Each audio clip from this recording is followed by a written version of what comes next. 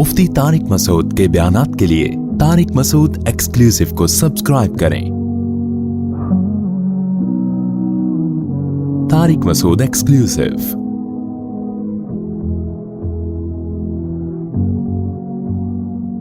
तो इसलिए मेरे भाई, जितना लिफ्ट डॉक्टरों को कराते हो ना, जितना लिफ्ट साइंसदानों को कराते हो, जितना लिफ्ट प्रोफेसरों को कराते हो, जितना लिफ्ट पीटीआई को कराते हो, जितना लिफ्ट जेयूआई को कराते हो, जितना लिफ्ट मुस्लिम लीग को कराते हो, थोड़ा सा लिफ्ट अल्लाह को भी करा दिया करो।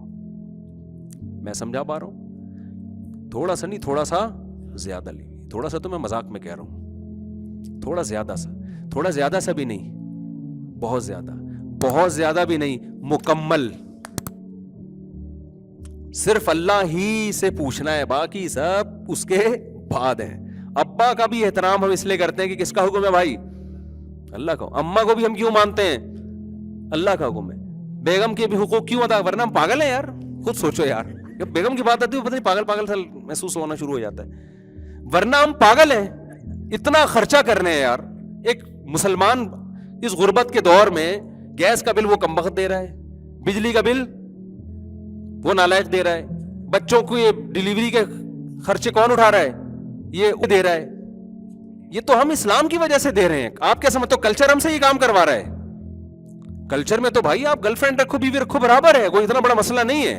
हाँ, थोड़ी बहुत गालियां पड़ेंगी अगर आप मजहबी घराने से हो, लेकिन अगर आप जाके थोड़ा लिबरल इलाके में रहना शुरू कर दो तो गालियां के बजाय लोग आपको, यार मॉडर्न आदमी है, जबरदस्त, बेहतरीन, हटो बच्चों हो गया। सारा खर्चा किसकी जेब में जाएगा? आपकी जेब में जाएगा। तो ये तो मजहब है जो आपसे ये सारी काम करवा रहा है। औरत भी जो शौहर की पाबंद है वो किसकी वजह से है? हमारी औरतों को मजहब ने पाबंद किया हुआ है ना, कि भाई मियाँ है तो थोड़ी सी इसको तमीज से बात कर लो, इससे इज्जत एहतराम कर लो, घर से निकलते हुए पहले पूछ लो कि मैं जा रही हूं। बता देती है ना हमारी सोसाइटी में। वरना अगर मजहब को आप हटाएंगे तो वो क्यों बताए? आप क्या लगते हो? जितना राइट उसका है उतना ही आपका है। और आप कहोगे मैं तुम्हें क्यों खिलाऊं, रहने रहो, नहीं तो पतली गली से निकलो। ये तो इस्लाम कह रहा है कि तलाक अल्लाह की नजर में बुरी चीज है ना, गोरे की नजर में बुरी चीज नहीं है। तभी वहां दबा के तलाकें होती हैं। एक तो शादियां नहीं होती, वो जितनी हो रही है उससे ज्यादा तलाकें हो रही हैं। तो आपकी अय्याशियों पे पाबंदी कौन लगाता है? मजहब। और मजहब जब आपकी अय्याशियों पे पाबंदी लगाता है ना, तो वो अय्याशियां जो आपके मफाद में जा रही हैं या नुकसान में जा रही हैं, फिर ये बहस आपके लिए हमेशा के लिए बंद हो जाती है। ये बहस क्या हो जाती है? मुसलमान मुआहिदे की पाबंदी करता है, चाहे पाबंदी में उसका फायदा हो चाहे उसका नुकसान हो। और आपको ये जो बड़ी बड़ी ताकतें हैं ना, जो दुनिया में बड़े बने फिरते हैं आज, जो दुनिया को तहजीब सिखा रहे हैं, इनकी हिस्ट्री उठा के देखो। ये मजहब की ये एग्रीमेंट की पाबंदियां उस वक्त तक करते हैं जब तक इनके फेवर में जारी होती। जहां इनको लगा कि एग्रीमेंट की पाबंदी में हमारा नुकसान है, इनसे ज्यादा एग्रीमेंट तोड़ने वाला कोई भी नहीं होता। और इनकी अवाम एग्रीमेंट की फिर भी पाबंदी करती है, क्योंकि अवाम को हुकूमत ने पाबंदियां सिखाई हुई होती हैं, हुकूमतें खुद पाबंदियों की पाबंद नहीं होती। आज लोग जापानीज की बड़ी तारीफ करते हैं, बड़े तमीज, बड़े अखलाक। ये अखलाक जापानियों के उस वक्त तक हैं जब तक उनके फेवर में जा रहे हो। जंगी कैदियों के साथ जापानियों ने जो कुछ किया है ना, तारीख उठा के देखो, आप कानों को हाथ लगाओगे, आप बोलोगे इससे ज्यादा जालिम, सफाक और दरिंदा सिफत कौम दुनिया में कोई भी नहीं है। नहीं आ रही बात समझ में? क्यों? खुदा जब बीच से निकल गया ना, अब पूछने वाला कोई भी नहीं है। तो ये तो हम देख रहे होते हैं, जापानी कचरा साफ कर रहे हैं, जबरदस्त एटीट्यूड, तो सब दुनिया तारीफ कर रही है, तो बहुत अच्छा है। लेकिन दुनिया इसको अच्छा समझती है, इसलिए जहां दुनिया देख नहीं रही है, जहां दुनिया के उसूल और ज़ाब्ते नहीं है, तो वहां देखो आप।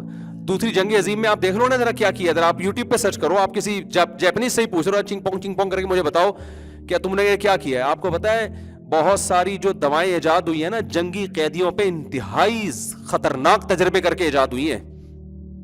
3-3 दिन, एक हफ्ता सोने नहीं दिया। तो ये देखने के लिए साइंसदान के यार एक हफ्ता ना सोने से इंसानी दिमाग पे क्या असर पड़ता है। जो खुदा को मानता है वो ये तजर्बा करेगा इंसान पे। एक हफ्ता सोने नहीं दिया, वो फट रहा है दिमाग उसका, देखने के जी इसके दिमाग में क्या क्या इससे जो है ना केमिकल रिएक्शन क्या हो रहा है। उन्होंने तो मेडिसिन इजाद कर ली, हमने कहा यार जापान ने ये दवा इजाद की, ये दवा अमेरिका ने इजाद की, ये दवा यूरोप ने इजाद की, मुसलमान तो वहीं पकौड़े ही बेच रहे हैं अभी तक बैठ के। بہت ساری تحقیقات کے پیچھے بہت سفاکی ہے.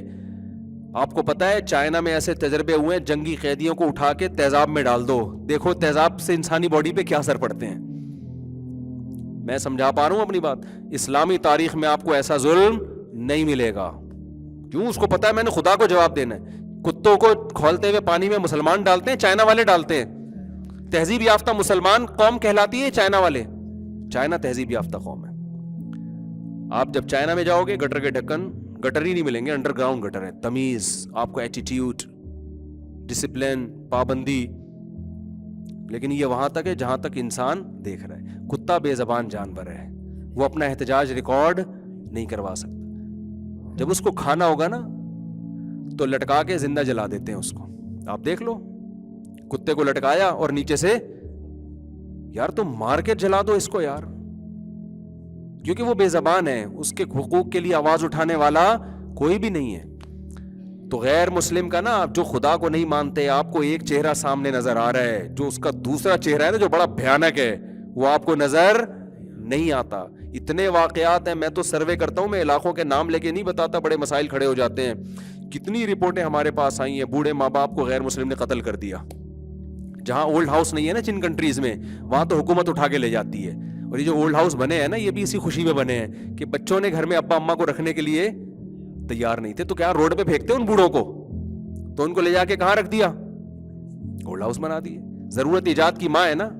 ہمارے ہاں چونکہ پھر بھی گھر میں رکھنے کا ریشو زیادہ ہے, تو ہمارے یہاں اولڈ ہاؤس کی ابھی تک اتنی بڑی ضرورت محسوس ہوئی نہیں ہے. لیکن جیسے جیسے ایجوکیشن میں ہم ترقی کر رہے ہیں, الحمدللہ ہمارے یہاں اولڈ ہاؤس کی ضرورت محسوس ہونا شروع ہو گئی ہے, کیونکہ اب ایجوکیشن کا ریشو بڑھ رہا ہے ہمارے کنٹری میں. لہذا بوڑھوں کو اب کہاں ٹائم گزارنا ہے, اولڈ ہاؤس میں. کیونکہ جب پڑھا لکھا آدمی ہے پھر وہ عیش والی زندگی چاہتا ہے, پھر وہ اس کو ایئر کنڈیشن روم چاہیے. پھر ابا اس کو یہ بھی پتا ہوتا ہے, جاہل کو تو پتہ ہی نہیں ہوتا کہ کھانسنے سے کون کون سے جراثیم آتے ہیں. ایجوکیٹڈ آدمی کو پتا ہوتا ہے کہ میرا ابا کھانسیں گے تو یہ والے وائرس آئیں گے, لہٰذا ان کو کہاں رکھو, اولڈ ہاؤس میں رکھو. سمجھتے ہو کہ نہیں سمجھتے؟ تو آپ جو ہے نا, مذہب کے بغیر انسان کے بچے نہیں بن سکتے. آپ کو انسان کا بچہ اللہ ہی بنا سکتا ہے, مذہبی بنا سکتا ہے. جب تک آپ اللہ کو اپنی ڈکشنری میں نہیں لے کر آؤ گے نا. آپ دیکھو مسلمان کیا کچھ کرتا ہے. مسلمان صبح سے روزہ رکھتا ہے مغرب تک, کوئی پوچھنے والا ہے اس کو اگر وہ چھپ کے کھا پی لے؟ ہمارے ایک دوست کہتے ہیں, میں نے گورے کو بتایا کہ ہمارے یہاں ایسے روزہ رکھتا ہوں. گورے نے کہا یار اتنی بڑی دنیا صبح 4 بجے اٹھ کے روزہ رکھتی ہے, اتنی بڑی کروڑوں لوگ رکھتے ہیں نا, اور مغرب تک بھوکے پیاسے رہتے ہیں. کوئی گورنمنٹ کا بھی خوف نہیں ہے, ابا کا بھی خوف نہیں ہے, تو کون سی طاقت ہے؟ تو آپ مجھے بتاؤ, جو خدا جس پر ایمان آپ کو اتنی موٹیویشن دیتا ہے کہ آپ پورا مہینہ بھوکا پیاسا رہ لیتے ہو, وہ خدا آپ سے دوسرے اچھے کام نہیں کروا سکتا. اور یہ کام کیا گورنمنٹ لیول پہ آپ اگر گورنمنٹ قانون بنا دے, یورپ قانون بنایا کہ ہماری قوم کی صحتیں بہت خراب ہو رہی ہیں, لہذا ہم نے ایک لا پاس کیا ہے کہ پورا یورپ جو ہے نا وہ 1 مہینہ صبح 4 بجے سے لے کے شام 7 بجے تک کچھ بھی نہیں کھائے گا. 99% لوگ اس قانون کی مخالفت کریں گے, اور جگہ جگہ پولیس بٹھانی پڑے گی, خود پولیس کے اوپر ایک پولیس بٹھانی پڑے گی, پولیس والے بھی کھا رہے ہوں گے چھپ کے, سمجھتے ہو, وہ خود بھی کھا رہے ہوں گے. تو نہ عورت کے انسان حقوق ادا کر سکتا ہے, نہ بچوں کے حقوق ادا کر سکتا ہے, نہ ماں باپ کے حقوق ادا کر سکتا ہے, نہ اسٹیٹ اور ریاست کے حقوق ادا کر سکتا ہے, جب تک آپ خدا پر ایمان نہیں رکھتے.